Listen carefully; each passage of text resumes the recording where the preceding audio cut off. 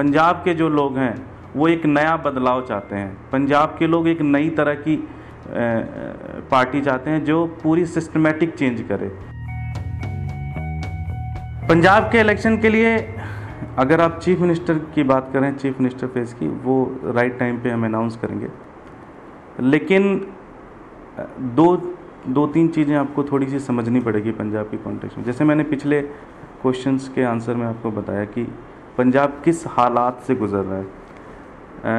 Lok Sabha result को अगर आप देखें, लोकसभा के दौरान हमें लगभग 25% वोट मिले, बिना ऑर्गेनाइजेशन के, बिना अरविंद के। 2-3 दिन ही अरविंद वहाँ पे गए थे कैंपेन करने के लिए, बिना किसी, हमारे पास कोई फंड नहीं थे। तो इस सिचुएशन में भी हम 25% वोट लेके आ गए और 4 के 4 हमारे मेंबर ऑफ पार्लियामेंट वहाँ से जीते और 3 सीटों पे हम बहुत लो मार्जिन से, बहुत कम मार्जिन से चुनाव हारे। देखिए, सी वोटर का सर्वे हमने नहीं कराया। सी वोटर का सर्वे एक इंडिपेंडेंट सर्वे है।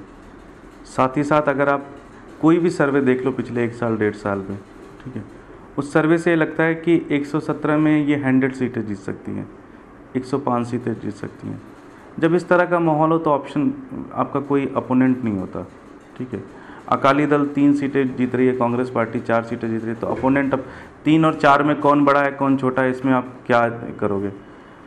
आई थिंक हमारे लिए जो सबसे बड़ा चैलेंज है, 2 चीज़ें मुझे लगती हैं।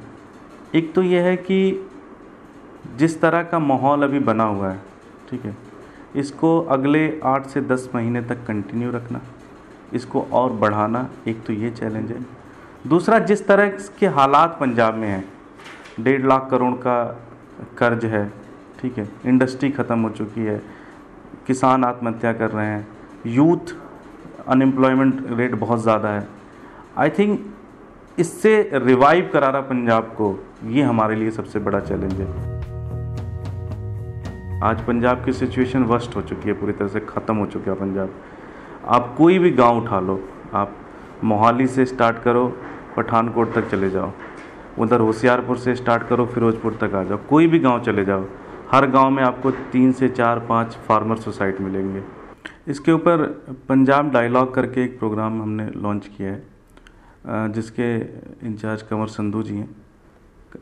हम पूरे पंजाब में लगभग किसानों से जा के एक डायलॉग कर रहे हैं कि क्या क्या बेसिक उनकी प्रॉब्लम्स हैं।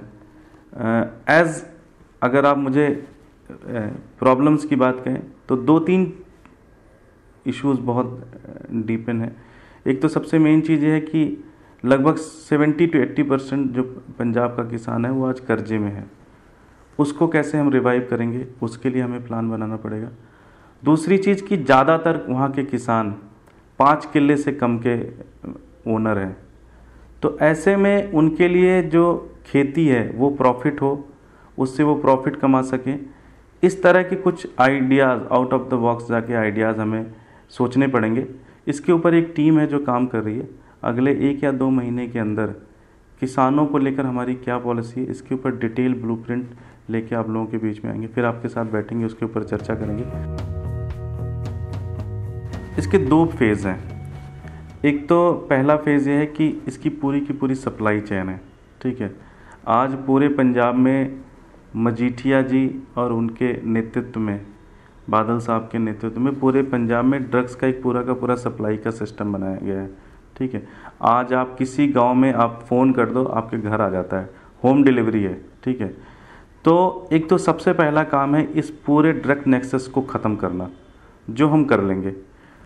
दूसरा, जो इसके अंदर एक बहुत बड़ा चैलेंज है, लगभग जो सर्वे जो डाटा बताते हैं, लगभग 80% से ज़्यादा यूथ जो हैं वो ड्रग्स की प्रॉब्लम में अभी फंसे पड़े हुए हैं। इनको रिहैब कराना, ये एक बहुत बड़ा मेजर चैलेंज है। सरकार बनने के बाद अगर हम वॉर फुटिंग जोन में, मूड में चले जाएं पूरी तरह से, और पूरी सरकारी मशीनरी इसके ऊपर हम लगा दें, और अगले 2-3 महीने 4 महीने के अंदर हम सारे युवाओं को अगर हम रिहैब करा दें, तो ये एक दूसरा हमारा प्रोग्राम है जिसके ऊपर काम चल रहा है। जैसे अगर आप देखो पंजाब की फिल्म इंडस्ट्री या जो म्यूज़िक इंडस्ट्री है, मुझे बताया गया कि ये कम से कम 1000 करोड़ कितने समय का बिजनेस बन चुका है वहाँ पे। मे बी ये डेटा गलत भी हो सकता है, लेकिन ये पूरी तरह से इंडिविजुअल एफर्ट्स पे की गई है। इसमें सरकार का कोई वो नहीं है। सरकार ने तो कोशिश ये की है कि ये कैसे कैसे ख़त्म हो जाए। अगर हमारी सरकार आती है और इस म्यूज़िक और फिल्म इंडस्ट्री को हेल्प करती है और ग्रो करने के लिए, तो इसमें बहुत सारे यूथ को हम एम्प्लॉय कर सकते हैं। सेम चीज़ पे अगर हम नए इंडस्ट्री, जैसे आप देखो कि भारत में आईटी सेक्टर का बूम हुआ, ठीक है, पिछले 10-15 साल में भारत में आईटी सेक्टर ग्रो हुआ, बेंगलोर ग्रो हुआ, लखनऊ ग्रो हुआ, पुणे ग्रो हुआ, लेकिन पंजाब में कोई सिटी नहीं हुई। पंजाब में एक भी जगह ऐसा नहीं हुआ जहाँ पे आईटी की कोई इंडस्ट्री लगी। कुछ इंडस्ट्री लगी थी लेकिन वो भी चली गई बिकॉज ऑफ, क्योंकि इतना ज़्यादा करप्शन था। जैसे ही वो प्रॉफिट करने लगते थे, बादल साहब उनसे पैसे मांगने लगते थे।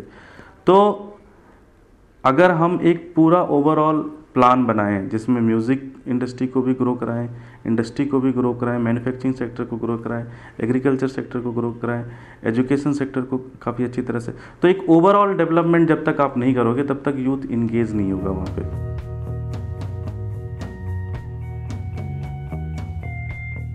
पंजाब एक बहुत ही डिफरेंट सिचुएशन पे आज खड़ा है।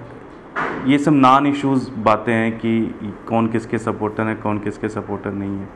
आज पंजाब पूरी तरह से एक अलग तरह की चेंज चाहता है। एक पंजाब ऐसा चाहता है जो गवर्नेंस चाहता है।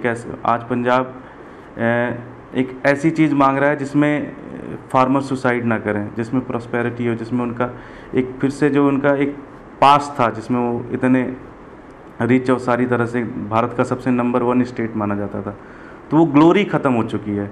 ग्लोरी कैसे ख़त्म हुई? अकाली दल, कांग्रेस, इनकी जो मिस गवर्नेंस, इनकी जो घोटाले हैं, इन सारी चीज़ों पे शुरू हुई। तो रादर देन कैप्टन साहब ये बताने के बजाय कि उन्होंने कैसे अपने चीफ मिनिस्टरशिप के दौरान पंजाब के आम जनता का, पंजाब के आम लोगों का पैसा निकाल के स्विस बैंकों में जमा कराया, कैसे उन्होंने अमृतसर का घोटाला किया, कैसे उन्होंने लुधियाना ट्रस्ट का घोटाला किया, कैसे ये सारी चीज़ें की, इसके बारे में बात करने के बजाय वो कुछ उल्टी सीधी बातें करने लगते हैं, नॉन इश्यूज़ की बातें करने लगते हैं। इससे ये मतलब चलता है कि उनके पास कोई आम आदमी पार्टी के खिलाफ कोई इशू नहीं है, ठीक है। ना वो हमारे को करप्शन पे चैलेंज कर सकते हैं, ना हमारे को आइडियाज़ पे चैलेंज कर सकते हैं, ना किसी चीज़ पे चैलेंज कर सकते हैं। तो है क्या कि वो उसका सपोर्टर है, वो उसको सपोर्टर है, नॉनसेंस बातें करते रहते दिन भर। तो कैप्टन साहब को तो ये बताना चाहिए कि कैसे उन्होंने पूरा का पूरा पैसा लूट के स्विस बैंक में जमा कराया, कैसे उन्होंने मजीठिया के खिलाफ जब सीबीआई इंक्वायरी की बात हुई तो उन्होंने सीबीआई इंक्वायरी से मना कर दिया। इन सब चीज़ों पे कैप्टन साहब को जवाब देना चाहिए।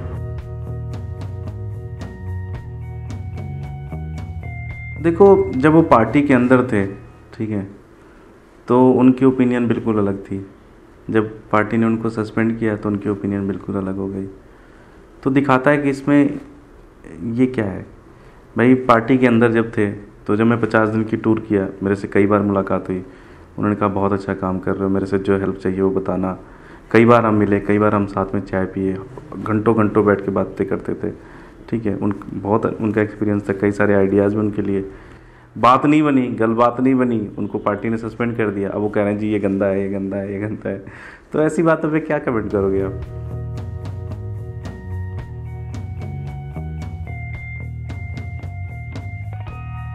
देखिए, आशीष भाई इस पार्टी के बहुत मजबूत स्तंभ है। इस पार्टी में उनका एक पंजाब जो दिल्ली डायलॉग चलाया था, उनका एक बहुत अच्छा एक्सपीरियंस है। पंजाब में वो अपने उस एक्सपीरियंस से उस टीम को हेल्प कर रहे हैं, ठीक है। तो पहली चीज़ तो अगर वो पंजाब जाते हैं तो वो दिल्ली डायलॉग कमीशन के पैसे पे पंजाब नहीं जाते, ठीक है, पार्टी के खर्चे पे, अपने खर्चे पे जाते हैं। तो उसका दोनों की लाइफ अलग है, दोनों की उसमें अलग है। एज ए पार्टी की मीटिंग्स में आते हैं, पार्टी में हेल्प करते हैं, तो इसका मतलब थोड़ी कि वो कुछ और करते हैं। पंजाब डायलॉग, देखिए हम सारे के सारे पंजाब को लेकर कंसर्न है, ठीक है। अब आप कह सकते हो कि अरविंद केजरीवाल दिल्ली के चीफ मिनिस्टर, वो पंजाब में क्या करते हैं, ठीक है।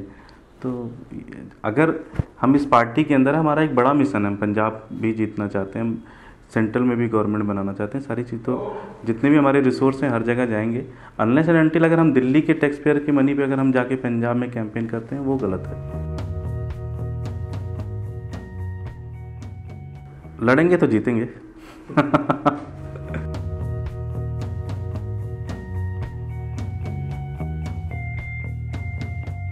देखिए, हम आए क्यों, ये पार्टी बनाई क्यों? ये पार्टी कोई सत्ता पाने के लिए नहीं पार्टी बनाई। हमें जन लोकपाल बिल पास करना है, हमें स्वराज बिल पास करना है। वो तब तक नहीं हो सकता जब तक हम सेंट्रल गवर्नमेंट में ना आए, ठीक है, जब तक हमारा लोकसभा में बहुमत ना हो, जब तक हमारा राज्यसभा में बहुमत ना हो। लेकिन उसी के लिए काम कर रहे हैं, उसी के लिए दिन रात पूरी पार्टी लगी हुई है। संजय सिंह हर जगह घूम रहे हैं, मैं हर जगह घूम रहा हूँ, सारे लोग, आशुतोष भाई हर जगह घूम रहे हैं, पंकज जी सब कुछ छोड़ के गोवा में बैठे हुए हैं। तो उसी के ऊपर काम कर रहे हैं हम, इसको नेशनली बनाना है। तो इसका मतलब ये हुआ कि योगेंद्र यादव और प्रशांत भूषण को नेशनल के एम्बिशन के कारण, नेशनल इशू के कारण नहीं निकाला गया था, इशू कुछ और था।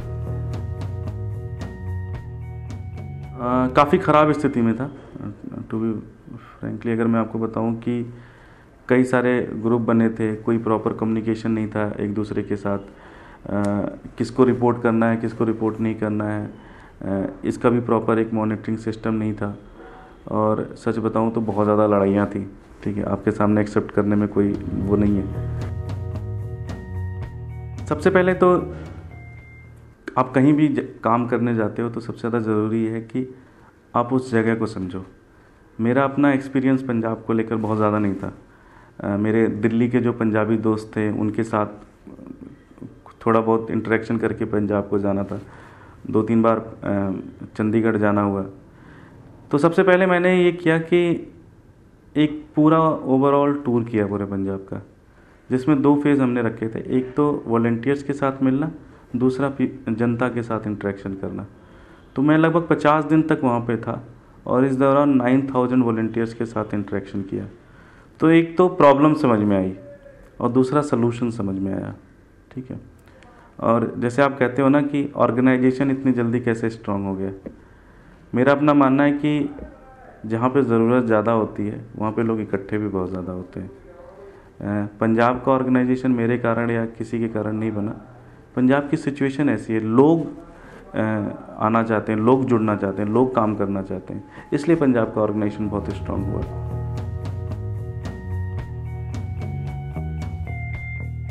पंजाब जीतने से नेशनल पॉलिटिक्स पे क्या इम्पैक्ट पड़ेगा, किस चीज़ पे क्या इम्पैक्ट पड़ेगा, वो आप पत्रकारों, क्रिटिक, इन लोगों का काम है, उसको आप लोग एक्सप्लेन करिएगा। एज अ पार्टी हमें ऐसा लगता है कि अगर हम पंजाब जीतते हैं, जिस कगार पे पंजाब आज खड़ा है, 3 करोड़ पंजाबियों के लिए आम आदमी पार्टी एक बहुत बड़ी होप है। अगर हम उनकी ज़िंदगी में रत्ती भर बदलाव ला सके ना, रत्ती भर चेंज ला सके, तो हमारा काम करना सफल है, हमारी ज़िंदगी सफल है। तो ये हमारा मोटिवेशन है, ये हमारी गाइडिंग फोर्स है। कोई नेशनल जाना ना जाना हमारा गाइडिंग फोर्स नहीं है।